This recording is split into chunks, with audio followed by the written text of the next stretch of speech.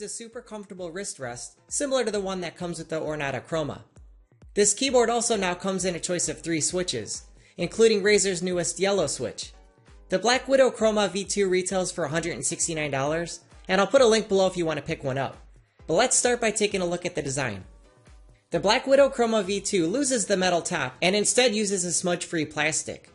The flat black finish does resist fingerprints, but it's not perfect. It'll still show a bit of oil from your skin, but it's easy to keep clean. The keyboard feels really well made though. Everything feels solid, and there's no flex or creaking in any of the plastic. The overall design is very minimalistic, with subtle curves and angled edges. There are a few gloss accents, a gloss panel for the LED indicators, the USB cable, and the Razer logo on the front.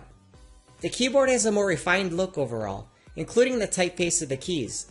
Razer's now using a more classic typeface on their recent keyboards, which I personally like much better than the bold stylized font they've used in the past. Flipping the keyboard around, there are the same rubber feet you'll find on other Razer keyboards, along with legs to angle it. Around back you'll find the fixed braided USB cable with 2 USB cables on the end, along with a 4-pole audio jack. The second USB cable is for the USB pass-through port that you can find on the right side. Here you'll also find the single audio jack that combines the headphone and mic. The keyboard also includes a removable wrist rest, similar to the one that comes with the Ornata Chroma. It attaches to the keyboard with a strong magnetic connection, and it's very comfortable. I typically don't use wrist rests, but the padding is very soft, and this is just about the nicest wrist rest you'll find on a keyboard. It's wrapped in a nice smooth leatherette and has a Razer logo embossed in the center. There are 5 dedicated macro keys on the left, which you can record on the fly or program using the Razer Synapse software. There's 10 key rollover and anti-ghosting, and a gaming mode which disables the Windows key so you don't interrupt your game. Using the Synapse software you can also disable Alt-Tab and Alt-F4.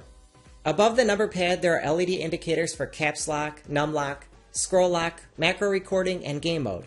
There are no dedicated media or volume controls, which I find a little disappointing. Instead they're shared with the function row, and you'll control these by using the function key.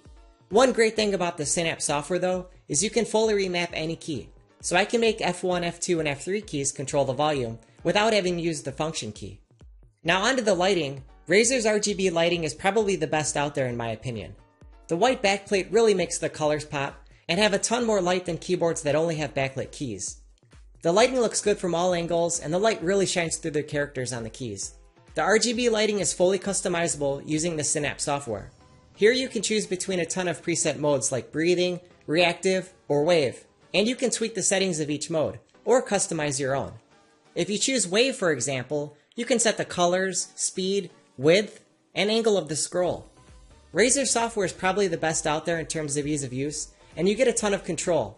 You can choose between templates for different game layouts, or customize individual keys. The BlackWidow Chroma V2 is now available with a choice of 3 switches.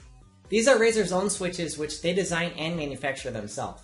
Razer previously claimed that their switches had a 60 million click lifespan, but now they rate these at 80 million clicks, compared to Cherry MX switches which have a lifespan of 50 million clicks. I have the green switches here, which are nearly identical to Cherry MX Blues.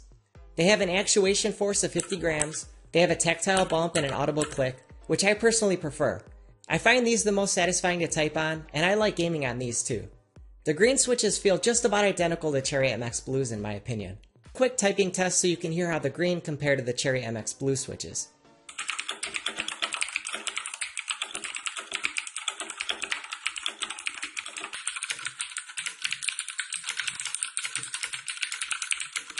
Lighting is about the best you'll find, and really pops because of the white backplate.